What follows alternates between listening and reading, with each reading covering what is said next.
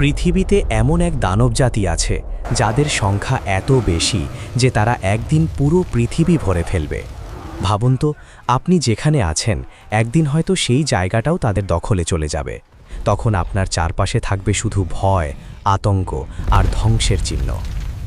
তাদের বলা হয় ইয়াজুজ ও মাজুজ। ইসলামিক বর্ণনা অনুযায়ী তারা মানুষেরই একটি জাতি, কিন্তু স্বাভাবিক মানুষ না। তারা ভয়ঙ্কর, নিষ্ঠুর আর ধ্বংসই তাদের একমাত্র লক্ষ্য।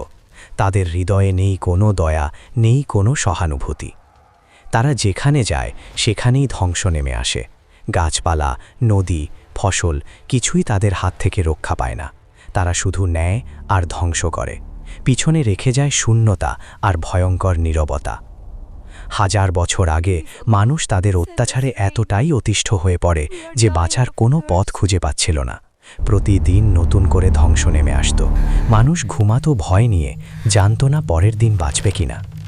ঠিক তখনই আল্লাহ পাঠালেন এক মহান শাসক, জুলকার নাইন আলাইহি। তিনি ছিলেন শক্তিশালী, ন্যায়পরায়ণ এবং আল্লাহ ভীরু। তার চোখে ছিল নেতৃত্বের দৃঢ়তা আর অন্তরে ছিল মানুষের জন্য দয়া। মানুষ তার কাছে এসে কাঁদতে কাঁদতে বলল, আমাদের এই ভয়ঙ্কর জাতির হাত থেকে বাঁচান, আমরা আর পারছি না, আমাদের জীবন শেষ হয়ে যাচ্ছে। তখন তিনি এমন এক সিদ্ধান্ত নিলেন যা ইতিহাসে এক বিস্ময় হয়ে থাকবে। দুই পাহাড়ের মাঝখানে তৈরি করলেন এক বিশাল দেয়াল। লোহা, গলিত তামা আর আগুন দিয়ে তৈরি সেই দেয়াল ছিল এতটাই শক্তি যে কেউ তা ভাঙতে পারবে না। আগুনের উত্তাপে লোহা গলে গিয়ে এক হয়ে গিয়েছিল, এক অটুট বাধা। এই দেয়ালের পেছনে বন্দী করা হলো ইয়াজুজ মাজুজকে। তারা আটকা পড়ে গেল, কিন্তু তাদের রাগ, তাদের হিংস্রতা থেমে থাকেনি। কিন্তু গল্প এখানেই শেষ না। হাদিসে বলা হয়েছে প্রতিদিন তারা সেই দেয়াল ভাঙার চেষ্টা করে। তারা ঘুরে ঘুরে ঘুরে এতটাই কাছে পৌঁছে যায় যে মনে হয় আজই ভেঙে ফেলবে। তাদের চোখে তখন থাকে উন্মাদনা, মুক্তির লোভ, ধ্বংসের ইচ্ছা। কিন্তু সূর্য ডুবে গেলে তারা থেমে যায় আর বলে, আগামীকাল শেষ করব। তারা ফিরে যায় আর ভাবে আগামীকালই মুক্তি। কিন্তু তারা জানে না আল্লাহ সেই দেয়ালকে আবার আগের মতো করে দেন, সম্পূর্ণ অটুট, যেন কিছুই হয়নি। এভাবে দিন যায়, রাত যায়, বছর যায়, শতাব্দী পেরিয়ে যায়। হাজার বছর ধরে এই রহস্যময় ঘটনা চলতেই থাকে। কিন্তু একদিন সব কিছু বদলে যাবে। কিয়ামতের খুব কাছাকাছি সময়ে তারা বলবে, ইনশাআল্লাহ আমরা কাল ভাঙব। আর এই একটি শব্দ সব কিছু বদলে দেবে। পরের দিন তারা আবার খুঁড়তে শুরু করবে, এবং এবার দেয়াল আর আগের মতো হবে না। একটি ছোট ফাটল দেখা দেবে। ধীরে ধীরে সেটা বড় হবে। তারপর হঠাৎ করেই এক বিকট শব্দে দেয়াল ভেঙে পড়বে। আর তখনই তারা বের হয়ে আসবে ঝড়ের মতো। থামানো যাবে না, আটকানো যাবে না। তাদের সংখ্যা এত বেশি হবে যে তারা পৃথিবী ঢেকে ফেলবে। পাহাড়, শহর, রাস্তা সব কিছু তাদের দখলে চলে যাবে। হাদিসে এসেছে তারা নদী, হ্রদ সব পানি খেয়ে ফেলবে।